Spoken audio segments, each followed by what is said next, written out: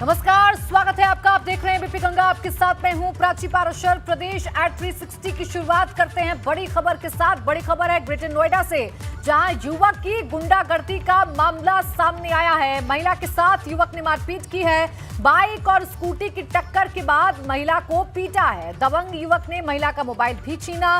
पूरी घटना सीसीटीवी में कैद हो गई। ये मामला दादरी का है, जहां सोसाइटी के बेसमेंट में बाइक स्कूटी से टकराने पर युवक बेकाबू हो गया और महिला के साथ ही मारपीट करने लगा। तस्वीरें हम आपको दिखा रहे हैं। दरअसल ग्रेटर नोएडा के दादरी का ये पूरा मामला है, जहां बाइक और स्कूटी में टक्कर हुई, जिसके बाद बाइक सवार इतना बेकाबू हो गया, इतना गुस्से में पूरी तरीके से तब्दील हो गया कि महिला के साथ मारपीट करने लगा। मामूली सी बात थी और इस मामूली सी बात पर युवक ने गुंडागर्दी दिखानी शुरू कर दी। और ये जो तस्वीरें थी, ये जो गुंडागर्दी वो कर रहा था, और उस वक्त की तस्वीरें सीसीटीवी में कैद हो गई।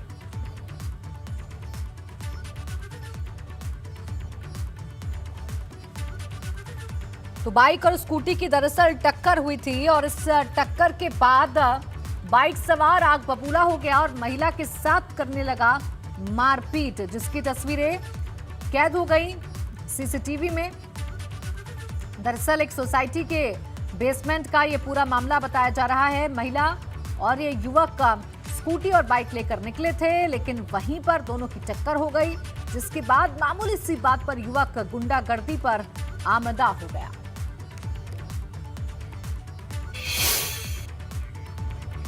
कल देश भर में ईद का त्योहार मनाया जाएगा। मुस्लिम समुदाय का ये सबसे बड़ा त्योहार माना जाता है, जो रमजान के पाक महीने के आखिरी दिन मनाया जाता है। ईद उल फितर, जिसे मीठी ईद के नाम से भी जाना जाता है, इस्लामिक कैलेंडर के 10वें महीने शव्वाल के पहले दिन मनाया जाता है। ईद उल फितर के त्योहार के साथ ही रोजे और इबादत का महीना समाप्त हो जाता है। इस दिन लोग नए कपड़े पहनते हैं और एक दूसरे को गले भी लगाते हैं। आज लखनऊ में ज़ाहिर सी बात है 30 रमज़ान मुबारक है और चाँद बहुत साफ नज़र आ गया है। और कल इंशाअल्लाह पूरे मुल्क में ईद उल फितर का त्यौहार मनाया जाएगा। और इस मुबारक मौके पर मैं तमाम अहले वतन को दिल की गहराइयों से ईद उल फितर की मुबारकबाद पेश करता हूँ और तमाम लोगों से यही दुआ, यही अपील करता हूँ कि नमाज के बाद अपने लिए और अपने घर वालों के साथ साथ मुल्क की तामीर और तरक्की और पूरे मुल्क और पूरी दुनिया में अमन और शांति के लिए खुसूसी दुआएं करें। एक तरफ जहां कल देश भर में ईद मनाई जाएगी, तो वहीं परशुराम जयंती और अक्षय तृतीया का भी पर्व मनाया जाएगा, जिसको लेकर सुरक्षा के कड़े इंतजाम किए गए हैं। सीएम योगी के आदेश पर प्रदेश के कोने कोने में चाक चौबंद सुरक्षा की गई है। तो तस्वीरें हम आपको दिखा रहे हैं मेरठ, मुजफ्फरनगर, आगरा, गाजियाबाद, रायबरेली, जहां त्योहारों को देखते हुए सुरक्षा के चाक चौबंद इंतजाम किए गए हैं। चूंकि मुख्यमंत्री योगी आदित्यनाथ सख्त आदेश दे चुके हैं तमाम अफसरों को कि इन त्योहारों पर सामाजिक सौहार्द न बिगड़े, इसका पूरी तरीके से ध्यान रखा जाए। इसीलिए सड़क पर यातायात को बाधित करते हुए कोई भी धार्मिक कार्यक्रम का आयोजन भी नहीं किया जा सकता है। तो कल देश भर में ईद मनाई जाएगी। तो वहीं आपको बता दें कि परशुराम जयंती और अक्षय तृतीया भी कल ही है। कल ईद को लेकर राम की नगरी अयोध्या में भी खास तैयारियां की गई हैं। 2 साल के कोरोना काल के बाद इस बार की ईद खास बताई जा रही है। हालांकि सड़क पर नमाज, लाउडस्पीकर के शोर को कम किए जाने का यूपी में असर दिखा है। बाबरी मस्जिद केस के पूर्व पक्षकार रहे इकबाल अंसारी ने राज्य सरकार की पाबंदियों का समर्थन किया है। ये अयोध्या है। अयोध्या में एक धर्म की नगरी है, हिंदू, मुस्लिम, सिख, ईसाई की नगरी है, देवी देवताओं की नगरी है। सबके देवी देवता विराजमान है, चाहे हिंदू के हों, चाहे मुसलमान के हों, चाहे सिख के हों, चाहे ईसाई हो। यहाँ की गंगा जमुनी एक तहजीब भी है कि हमारे यहाँ अयोध्या में कोई भी त्यौहार हो, कोई भी मेला हो, जितना बेहतरीन तरीके से यहाँ संपन्न होता है, उसकी एक मिसाल है। पूरी दुनिया में जाना जाता है कि अयोध्या में जो भी होता है वो बहुत बेहतर होता है। कल यूपी समेत देश भर में ईद मनाई जाएगी। कल ईद, परशुराम जयंती के अलावा अक्षय तृतीया का भी त्योहार है। त्योहार के दिन व्यवस्थाओं को लेकर मुख्यमंत्री योगी आदित्यनाथ ने अफसरों को कड़े निर्देश दिए हैं। सीएम योगी ने अफसरों से कहा है कि सभी जगह ये त्योहार शांति और सौहार्द के साथ होने चाहिए। इसके अलावा मुख्यमंत्री ने यह भी साफ कर दिया है कि जो भी धार्मिक कार्यक्रम या पूजा पाठ होनी है वो निर्धारित जगह पर ही हो। सीएम योगी ने अफसरों से दो टूक कह दिया है कि त्योहार की आड़ में सड़क या यातायात बाधित कर कोई भी धार्मिक आयोजन नहीं होना चाहिए।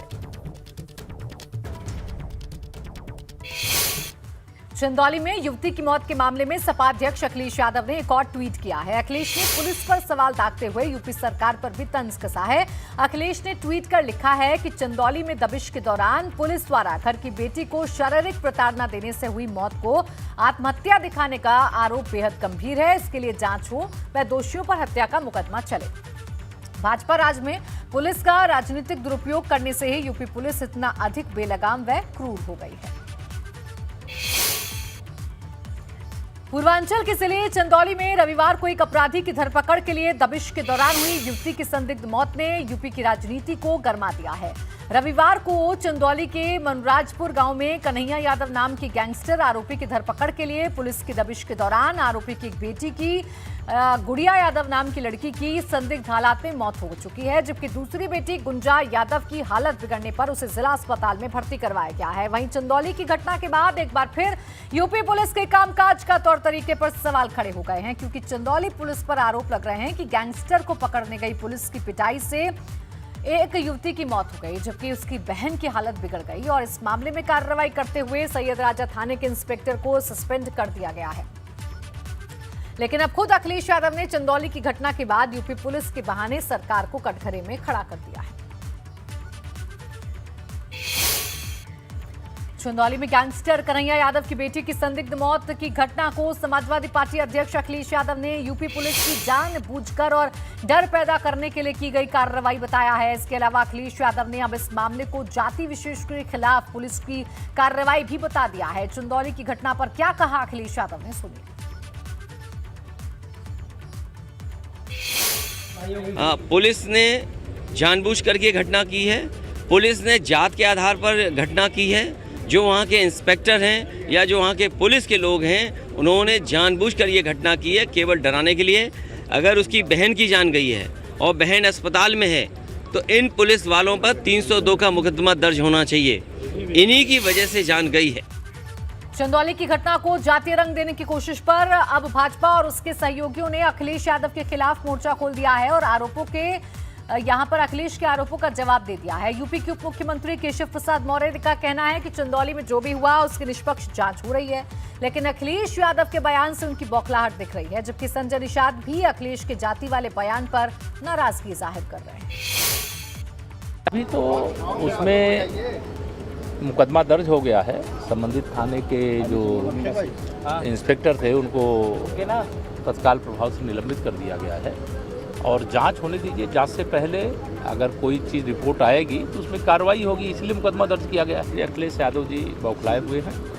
अगर कोई पुलिस वाला गलत करेगा तो उसके खिलाफ कार्रवाई होगी, लेकिन अपराधियों को पकड़ने के लिए अगर कोई पुलिस गई है और उस पुलिस के जाने के बीच में इस प्रकार की घटना हुई तो दुखद है। मैं इस पर निश्चित तौर से दुख व्यक्त करता हूं और परिजनों को सांत्वना देता हूं, और लेकिन इसकी जांच करके अगर किसी भी प्रकार से दोष पाया जाएगा तो कार्रवाई होगी। एक सवाल ये है कि चंदौली की जो घटना हुई, एक बदमाश के यहाँ पुलिस गई, छापा मारा, उसने दबिश दी और उसके बाद थोड़ी देर बाद उसकी जो बेटी थी उसकी लाश मिली घर से। आज अखिलेश यादव ने कहा कि जाति देखकर पुलिस ये काम करी क्योंकि वो यादव जाति का बदमाश बताया जा रहा है। सीधा सीधा निशाना साध रहे हैं पुलिस पर और आपकी सरकार पर कि जाति देखकर डराने के लिए ऐसा किया। देखो, मैं तो ऐसे जो भी घटनाएं होती हैं उसकी मैं निंदा करता हूँ, भर्त्सना करता हूँ, लेकिन बिना भेदभाव के ये पुलिस और जो हमारा शासन प्रशासन काम कर रहा है, ऐसा नहीं है कि देखिए उसमें ब्राह्मण भी हैं, ठाकुर भी हैं, निषाद भी हैं और भी बिरादरी जो अपराधी हैं उनके ऊपर भी ऐसा काम हुआ, कार्रवाई हुई है।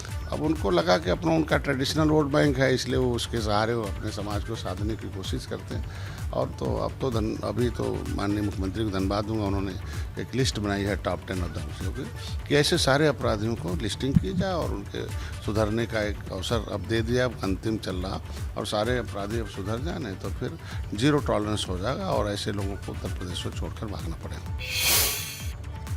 चंदौली में पुलिस दबिश के दौरान युवती की संदिग्ध मौत के बाद स्थानीय पुलिस पहले से सवालों के घेरे में है, लेकिन मृत युवती की पोस्टमार्टम रिपोर्ट आने के बाद ये सवाल और भी ज्यादा गहराए गए हैं, क्योंकि पुलिस के मुताबिक युवती का शव पंखे से लटका मिला था, जबकि डॉक्टर्स के जिस पैनल ने पोस्टमार्टम किया उसकी रिपोर्ट में युवती की मौत की वजह साफ नहीं है। वहीं चंदौली के एसपी अंकुर अग्रवाल ने बताया है कि युवती के गले में खरोच और बाएं जबड़े में चोट के निशान मिले।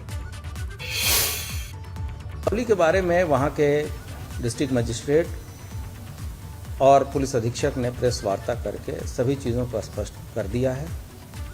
मृतका का पोस्टमार्टम एक पैनल के द्वारा कराया गया है तथा उस पैनल में की वीडियोग्राफी भी कराई गई है।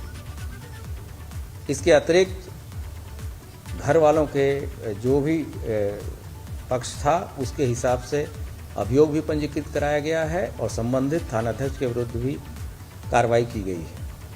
एसपी ने स्पष्ट किया है कि विवेचना के दौरान जिस तरह के साक्ष्य आएंगे उस हिसाब से ही कार्रवाई की जाएगी। दोबारा यूपी का मुख्यमंत्री बनने के बाद सीएम योगी का पहला उत्तराखंड दौरा है। कल से सीएम योगी 3 दिन के उत्तराखंड दौरे पर रहेंगे। कल सुबह मुख्यमंत्री उत्तराखंड के लिए रवाना हो जाएंगे। खबर है कि वो कल अपने पैतृक गांव पंचूर जा सकते हैं और अपनी मां से मुलाकात कर सकते हैं। दरअसल सीएम योगी सबसे पहले पौड़ी गढ़वाल के बिथियानी गांव जाएंगे, जहां गुरु गोरखनाथ महाविद्यालय में अपने गुरु महंत अवैधनाथ की प्रतिमा का अनावरण करेंगे। इस महाविद्यालय को भी योगी आदित्यनाथ ने ही बनवाया था। जानकारी के मुताबिक इस कार्यक्रम के बाद अपने गाँव जाएंगे। उन्होंने चुनाव के वक्त कहा भी था कि वो अपनी मां से मिलने जाएंगे। तो हमारा 5 तारीख को परिसंपत्तियों का जो बंटवारा हुआ है वो विधिवत रूप से उसको एक दूसरे राज्यों का जो होना है हैंडओवर होना है और एक कार्यक्रम उनके अपने जो पैतृक गांव है वहाँ होना है, तो रहेंगे दोनों में। सीएम योगी पौड़ी में अपने पैतृक गांव में आयोजित कार्यक्रम में हिस्सा लेने वाले हैं, जहां पर वो गुरु महंत अवैधनाथ की प्रतिमा का आपको बता दें कि उत्तराखंड में अनावरण भी करेंगे। सीएम योगी के दौरे में क्या कुछ खास होगा, इसका जायजा लिया हमारे संवाददाता ध्रुव मिश्रा ने। देश के सबसे बड़े सूबे उत्तर प्रदेश के मुख्यमंत्री बनने के बाद योगी आदित्यनाथ पहली बार उस जगह पर आने वाले हैं जहां उनका बचपन गुजरा, जहां पर उनकी प्रारंभिक शिक्षा हुई।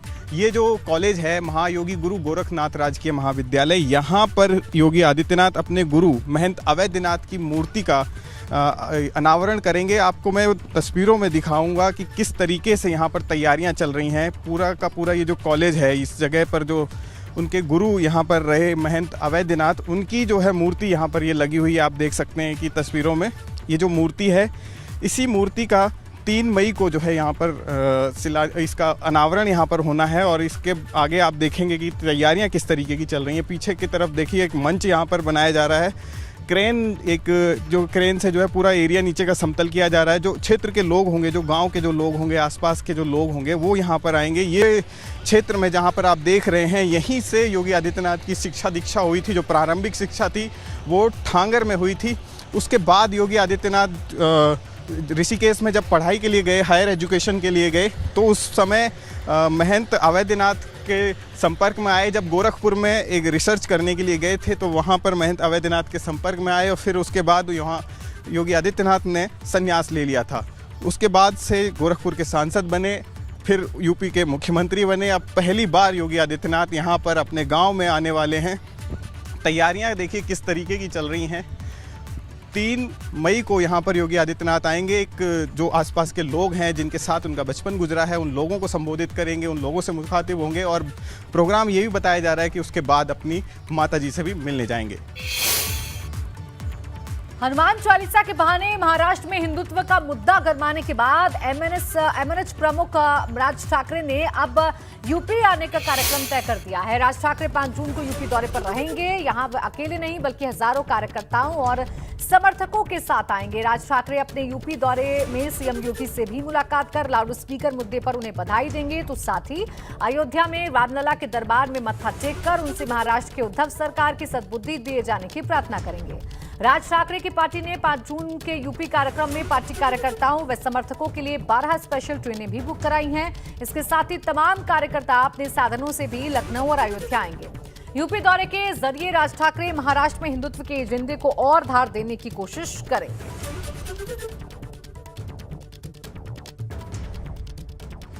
5 जून को माननीय राज साहब ठाकरे श्री रामलला के दर्शन करने के लिए अयोध्या आएंगे और उनके साथ राम भक्त हजारों महाराष्ट्र के जो मन सैनिक हैं, महाराष्ट्र सैनिक हैं, वो भी अयोध्या पहुंचेंगे और श्री राम लला के चरणों में नतमस्तक होकर आशीर्वाद मांगेंगे।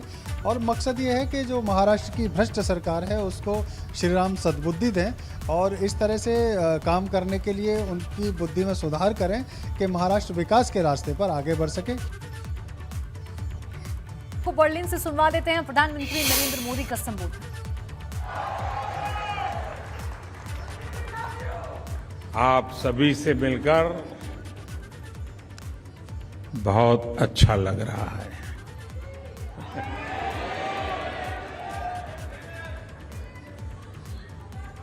आप में से बहुत से लोग जर्मनी के अलग अलग शहरों से आज यहां बर्लिन पहुंचे हैं। आज सुबह मैं बहुत हैरान था कि ठंडी का समय है, यहाँ भारत में गर्मी बहुत है इन दिनों, लेकिन कई छोटे छोटे बच्चे भी सुबह 4, साढ़े 4 बजे आ गए थे। आपका ये प्यार, आपके आशीर्वाद, ये मेरी बहुत बड़ी ताकत है।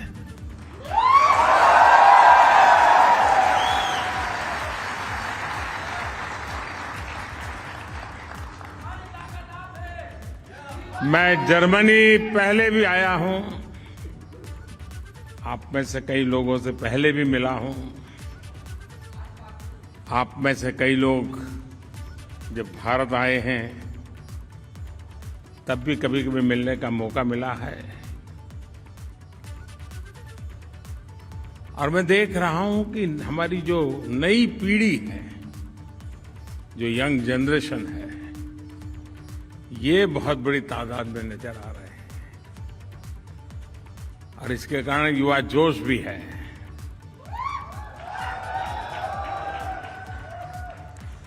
लेकिन आपने अपने व्यस्त पल समयों में से ये समय निकाला, यहां आए। मैं हृदय से आप सबका बहुत आभारी हूं।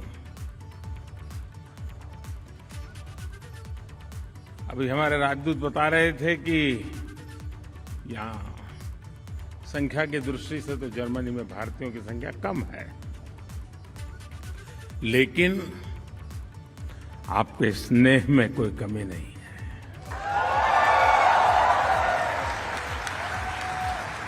आपके जोश में कोई कमी नहीं है। और ये दृश्य आज जब हिंदुस्तान के लोग देखते हैं तो उनका भी मन गर्व से भर जाता है। दोस्तों,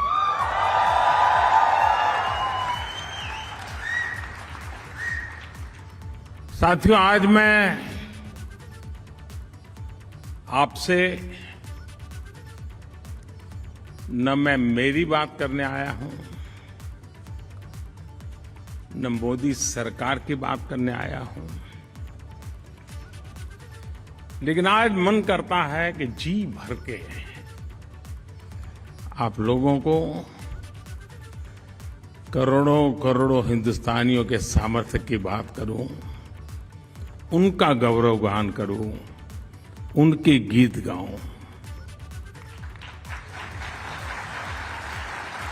और जब मैं कोटि कोटि हिंदुस्तानियों की बात करता हूं तो सिर्फ वो लोग नहीं जो वहां रहते हैं, वे लोग भी जो यहां रहते हैं। मेरी इस बात में दुनिया के हर कोने में बसने वाले मां भारती के संतानों की बात है। मैं सबसे पहले जर्मनी में सफलता के झंडे गाड़ रहे आप सभी भारतीयों को बहुत बहुत बधाई देता हूं, बहुत बहुत शुभकामनाएं देता हूं।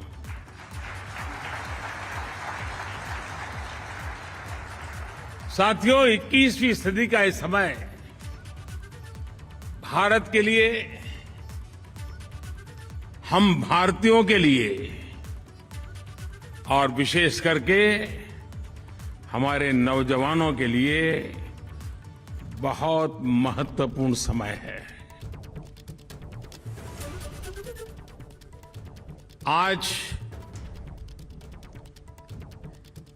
भारत मन बन चुका है और भारत ने वो मन बना लिया है। भारत आज संकल्प लेकर के आगे बढ़ रहा है। आज भारत को पता है कहां जाना है, कैसे जाना है, कब तक जाना है।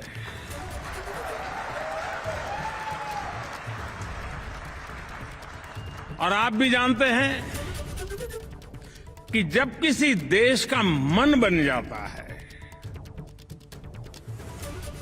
तो वो देश नए रास्तों पर भी चलता है और मनचाही मंजिलों को प्राप्त करके भी दिखाता है।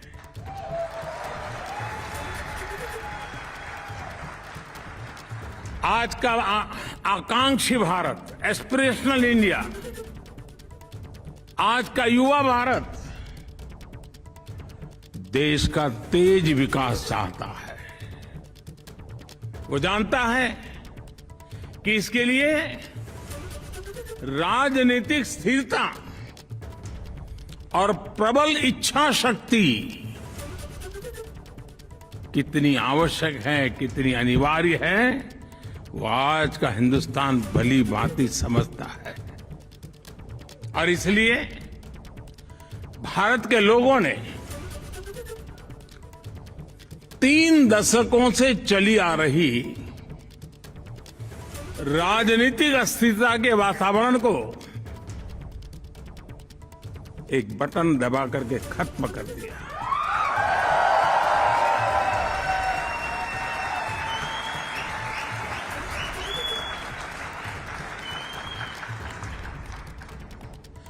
भारत के मतदाता को पिछले 7-8 साल में उसके वोट की ताकत क्या होती है और वो एक वोट हिंदुस्तान को कैसे बदल सकता है, उसका एहसास होने लगा है।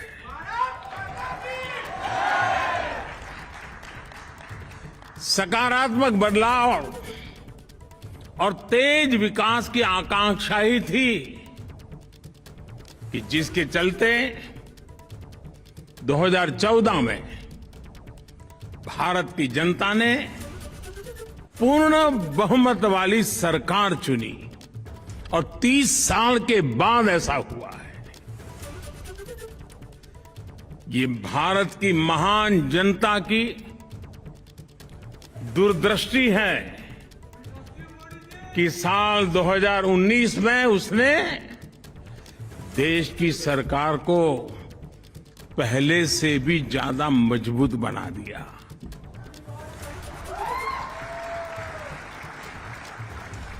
भारत को चौतरफा आगे बढ़ाने के लिए जिस तरह की निर्णायक सरकार चाहिए, वैसी सरकार को ही भारत की जनता ने सत्ता सौंपी है।